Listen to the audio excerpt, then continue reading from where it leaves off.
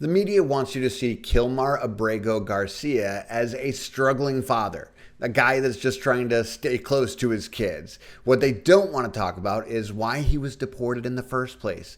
This isn't about a paperwork issue or a mistaken identity issue. It's about known MS-13 gang affiliations and a long list of red flags. His tattoos match the patterns that DEA agents are trained to recognize, and he shouldn't be anywhere near a U.S. neighborhood. But this part of the story, it keeps getting buried. In this hearing you're about to watch, Senator Lindsey Graham asks the kind of questions that the media is refusing to ask. And the Trump nominee for drug enforcement, he's sitting in front of him. He's not going to hold back at all. He tells the truth. And the answers you're going to hear in this clip won't make it to prime time, of course not, but they're going to explain exactly what's happening beneath the emotional headlines. This is Andy with TrendingPolitics.com, and if you love hearing the truth, please like and subscribe. Thank you to both of you and your families. Thanks for your distinguished service, and you're willing to serve at the highest level in your field. Mr. Cole, you mentioned something that most Americans probably need to pay more attention to. 300 Americans die every day. Did you say that from fentanyl poisoning? Yes, sir. And fentanyl comes across the U.S.-Mexican border, is that correct? Yes, sir, it does. And the precursors to fentanyl come from what country mainly? From China. Do you agree that China has done very little to combat the precursor problem that exists in China? I would agree. Yes, sir. Do you believe that China is complicit in the fentanyl poisoning of America? Yes, I do. Do you believe the Communist Chinese Party, if they had more will, could do a better job? Yes, sir, I do. Okay. You're a great witness. Mexico. You say Mexico's your biggest problem. It seems like it is. Real briefly, what are the tools you need to combat the problems you see in Mexico that you don't have? Yeah, first, thank you for the question, Senator, and I enjoyed our discussion yesterday that started with talking about the border and keeping the border secure on the southern part and the northern part. And then we dove into talking about the cartels in their drive in Mexico. Not only their drive in Mexico, but the corruption that's associated with the cartels from the government, from the financial institutions. Are there parts of Mexico that are pretty much governed by cartels? Yes, sir. What percentage of the country of Mexico would you say is dominantly governed by cartels? Well, I would say a majority. I left DEA in 2019 from Mexico City and saw the dominance that the cartels had at that time. CJNG controlled 24 of the states in Mexico. Let's just slow down for a second. You know, you're telling us, and I believe you, you've been on the front lines, that our neighbor in Mexico, when it comes to law enforcement and other activities, is pretty much controlled by cartels. They work hand in hand, yes, sir. Wow. So to our friends in Mexico, that is unacceptable. So what can we do to change that dynamic? We need to build capacity, similar to what we did in Colombia in the 80s. We need to continue with building the capacity with the judicial wire intercept program.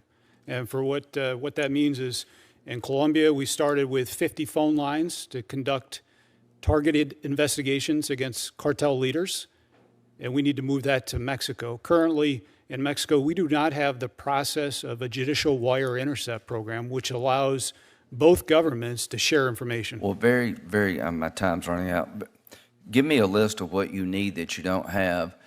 Do you think Mexico is willing to embrace what they have to do to change this dynamic?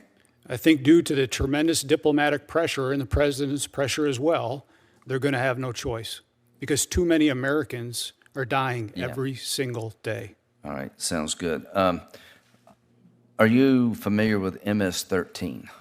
Yes, sir. Briefly, what are they? They're a terrorist organization. Yeah, they've been designated a foreign terrorist organization. Yes, sir. They're involved in drugs, fentanyl. Extortion, kidnapping, drugs, intimidation, money laundering.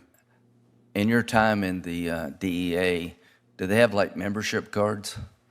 Not necessarily the membership cards, but they are well recognized based on tattoos and different. Do you have a photo I think our office provided to you?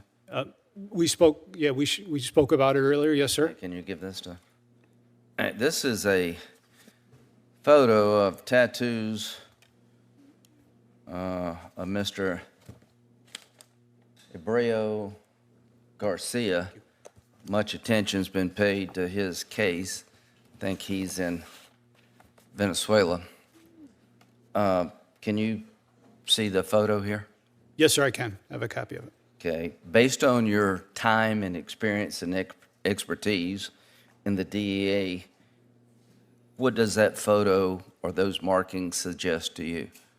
Well, they suggest that he's an MS-13 member, that those are his markings. That's his brand. Not only my time at the DEA, but currently I participate. So the start with a leaf. What's that a sign of? Marijuana. Okay. The next one is, His smiley face. okay, and the next one is? I believe that's a 1. I can't. It's a little blurred out for me, sir. Yeah. And then the last one's a 3 backwards. It looks Okay. like from here. Yes, So sir. based on your time as a DEA agent in the field, particularly in Mexico, these tattoos are consistent with MS-13 associations. Yes, sir. That's correct. Do you know of any other set of combinations that would suggest some other organization this represents? With this particular one, no, sir.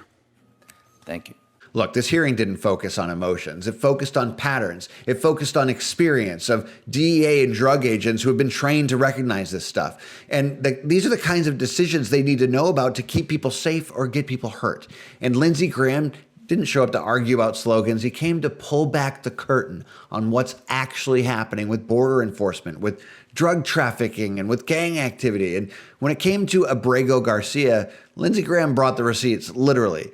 This man wasn't unknown. Law enforcement flagged this guy. The tattoos were not vague. They were specific. And all of these DEA agents have confirmed that these markings are MS-13. But despite that, the national conversation has turned into this guy into being a victim, just a father. And that's the part that tells you everything.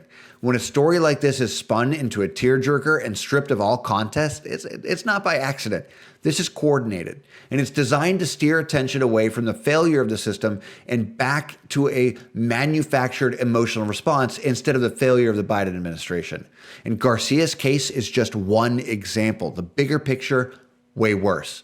Drug cartels don't have to operate in the shadows anymore. Cartels run parts of Mexico. It's not just theory, it's practice.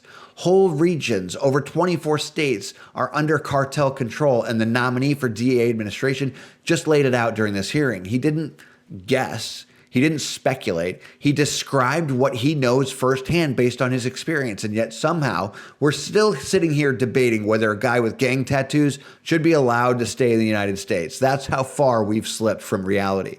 And there's a lot of talk right now about compassion and fairness. And these are just words. But when the system breaks, the consequences fall on people who never signed up for this, people like you and I, because fentanyl isn't a theory. It's showing up in our high school, our hospitals, our morgues. And over 300 Americans dying every day from fentanyl coming across the border. It's killing people that never saw it coming. And this is the world that was created by politicians who avoid hard decisions and let the media drive the narrative. This is Andy with TrendingPolitics.com. And if you're tired of watching reality get burned under carefully edited sound bites, like and subscribe. We bring you to the source. We bring you to the truth. And we're not here to polish headlines. We're here to show you what's real. This story is far from over.